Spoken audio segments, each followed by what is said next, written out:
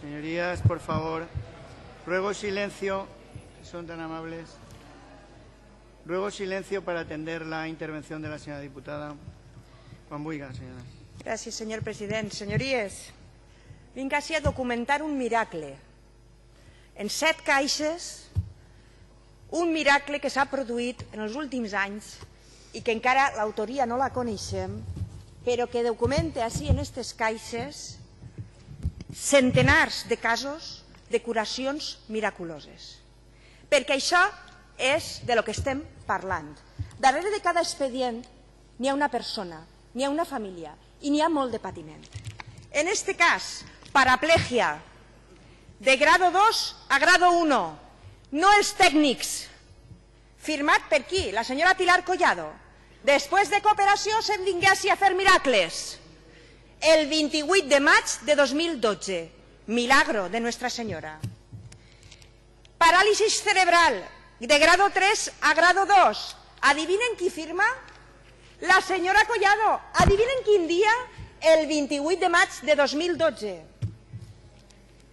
Fiebre mediterránea.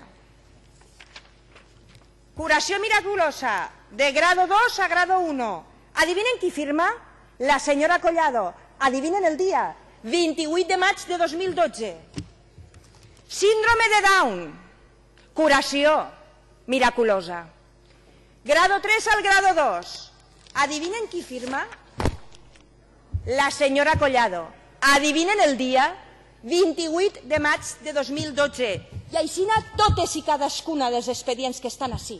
Senyora Collado, 28 del maig del 2012. Miraculosament, aquest dia se curaren a un muntó de persones que se rebaixaren el grau del 3 al 2 o del 2 a l'1. Té alguna explicació? Jo no soc metge, no soc tècnica, però sé que això està podrit. I sé que el que s'ha d'investigar és qui va donar l'ordre política, que és el que l'està dient a vostè la senyora López, qui va donar l'ordre política de que se rebaixaren els graus. Qui és el responsable de que entre un qüestionari i l'altre se canviaren l'ordre de les preguntes, se canviaren els ítems per a justificar una milloria que no existia? Qui és el responsable polític? No són els tècnics. Clar que no són els tècnics.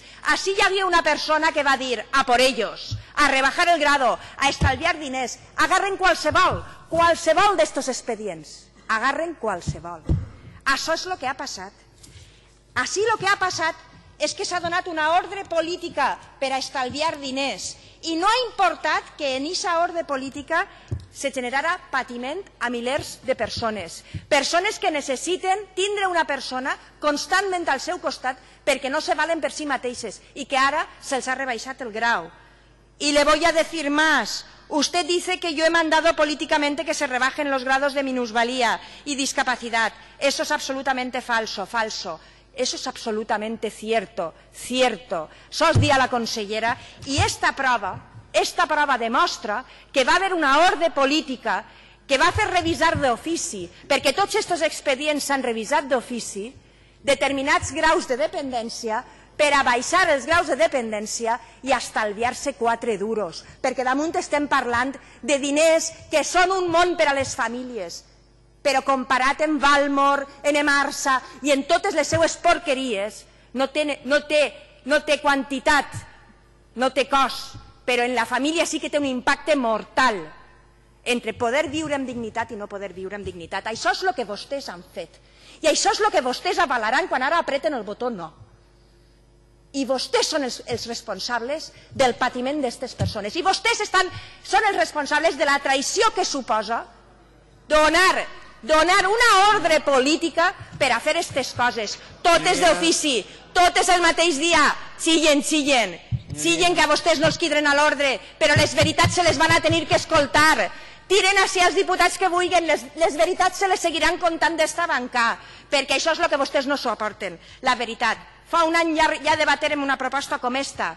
Fa un any ja debaterem una proposta com esta. Ara els tribunals els lleven la raó i li la donen a les famílies. I esta és la prova vergonyint de lo que vostès estan fent. Esta és la vergonya que vostès se duran a casa quan en el maig de l'any que ve perden les eleccions amb deshonor.